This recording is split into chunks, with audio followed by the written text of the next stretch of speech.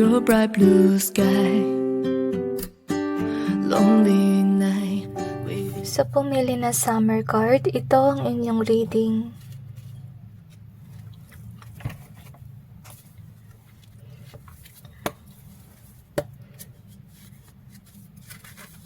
Tignan natin kung ano ang mangyayari sa inyong hinaharap.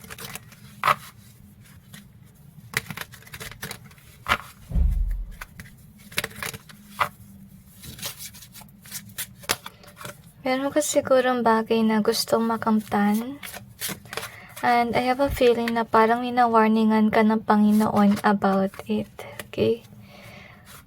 Kasi baka nangyari dito, meron sigurong tao na naghihikayat na pwedeng bilhin mo yun or ito yung dapat mong marating and so on. Pero I feel like whatever it is na gusto mong makamit, hindi siya meant for you. So mag-ingat ka sa iyong decision making.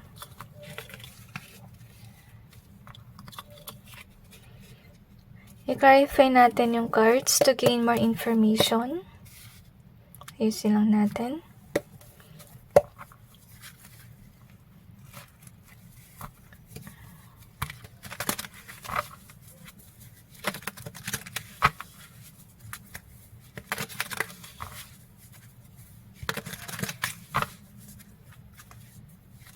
Siguro marami kang iniisip. Kasi habang sinashuffle ko yung cards, masakit sa ulo. So, ibig sabihin na nun, you could be thinking a lot.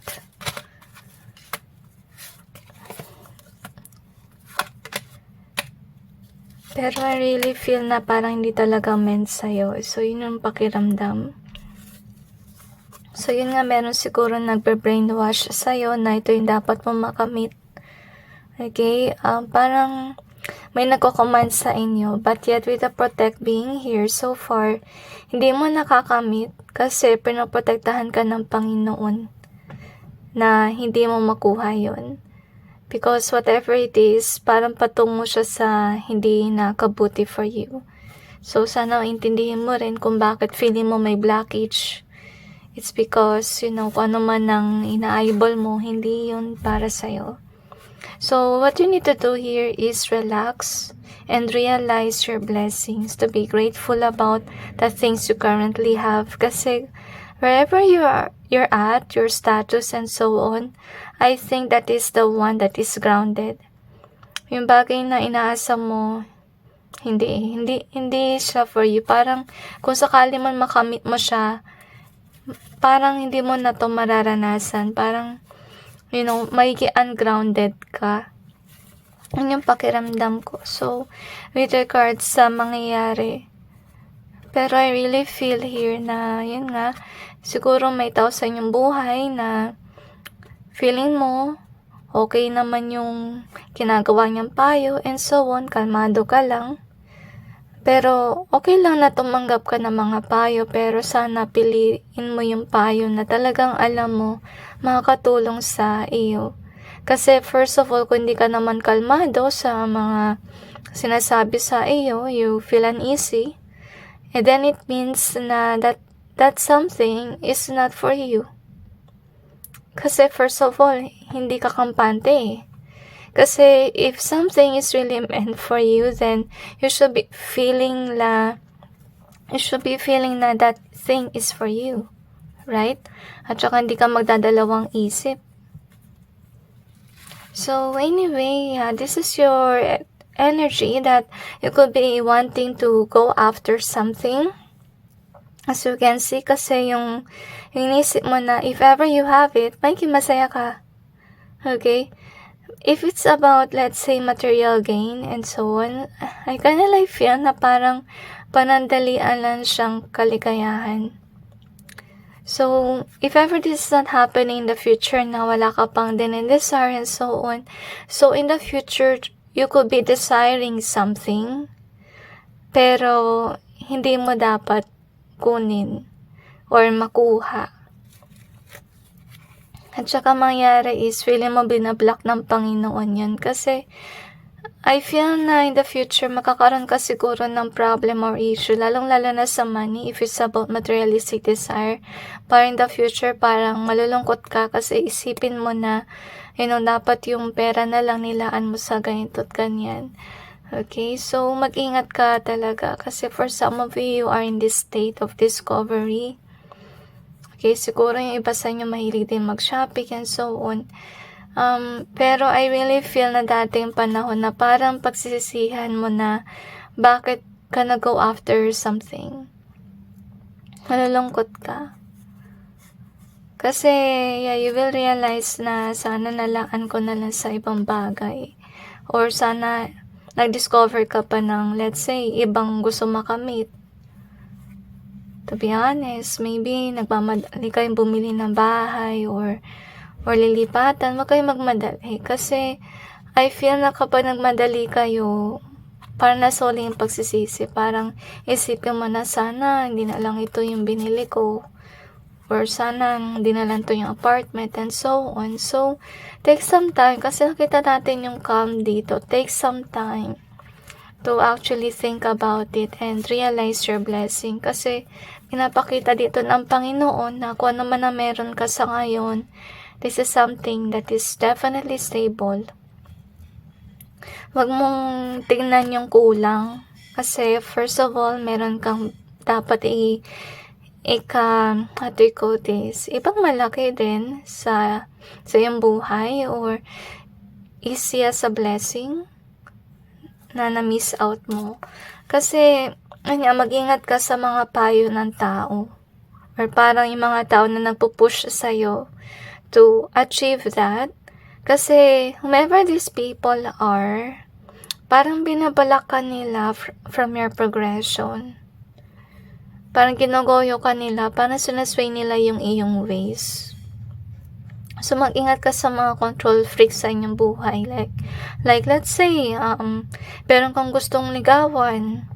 Tapos, yung nangyari is, nililigawan mo, gustong-gusto mo. Pero yung kaibigan mo, ayaw niyang ligawan mo yun.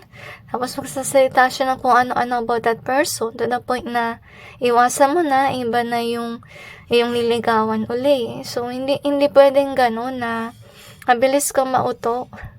Okay? Mag-ingat ka kasi, first of all, meron kang kakilala na ahas. Nagpapanggap siya na kaibigan mo, but yet, pinipigilan ka niya on achieving something that you should be achieving. Okay? Baka sinusway ka niya, nalagay ka sa maling landas, so mag-ingat ka sa mga ganyan tao. So, you have the summer here, so maybe in the future, you will aim for something, as you can see. And you will be happy because you thought this is the one or this is something that you should have. Pero nakita mo naman sa reading, it shouldn't be. Okay? Kasi may hadlang. I will give you an example kasi we have this blockage here on your reading. If something didn't push forward, huwag mong ipilit. Actually, to be honest, may mga videos ako na hindi ko ina-upload. You don't know why? It's because of the reason na sa rendering, hindi siya mag-push forward. Kahit nakailang ulit na. So, it could mean na yung video na yun, hindi meant na ma-release. So, I just have to respect kung ganun yung nangyayari. So, ganun din sa'yo. Kung napansin mo na parang na-blockage nung una, huwag mo nang i-push forward. Kasi, baka may dahilan kung bakit nag-stop siya before. Okay? Ibig sabihin lang nun, try to find the other door or other opportunity.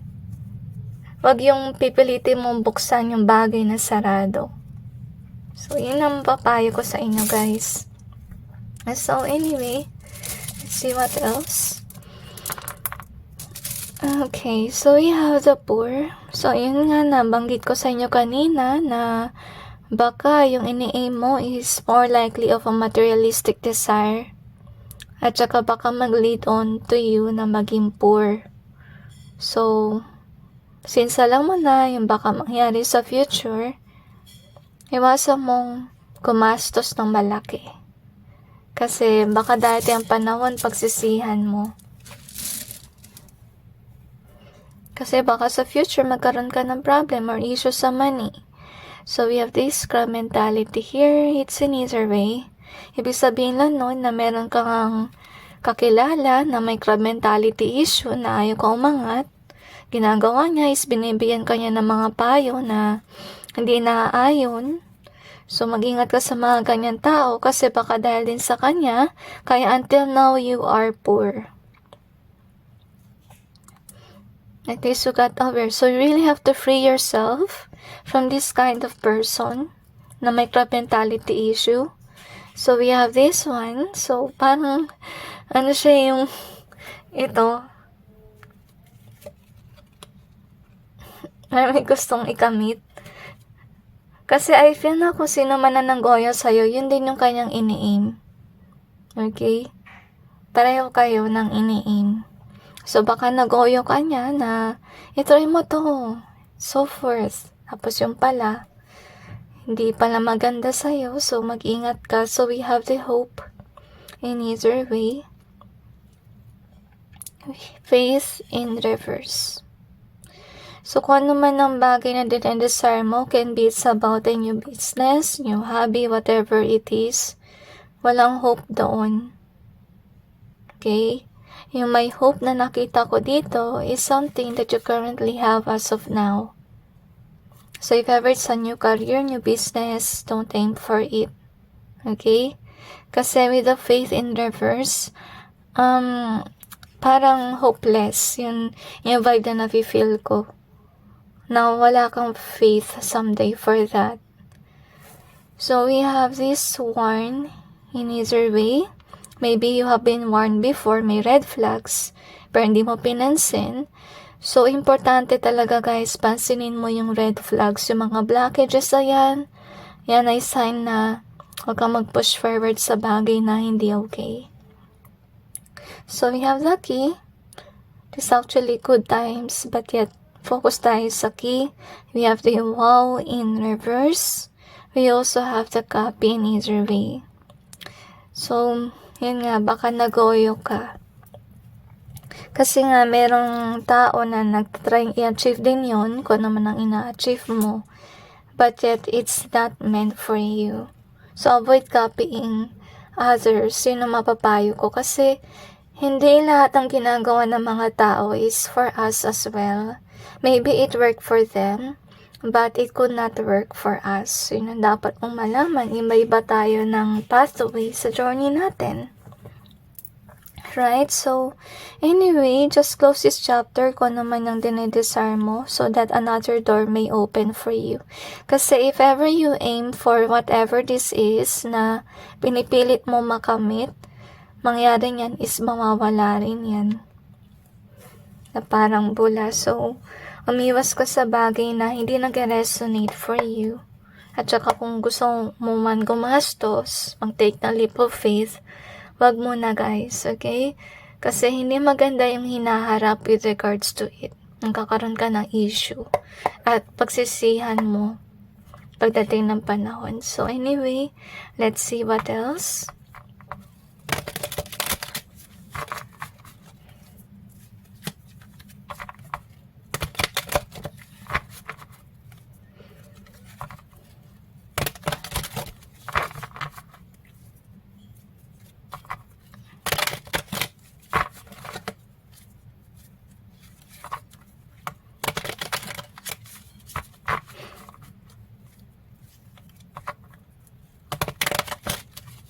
I feel na kailangan mo isipin yung future mo.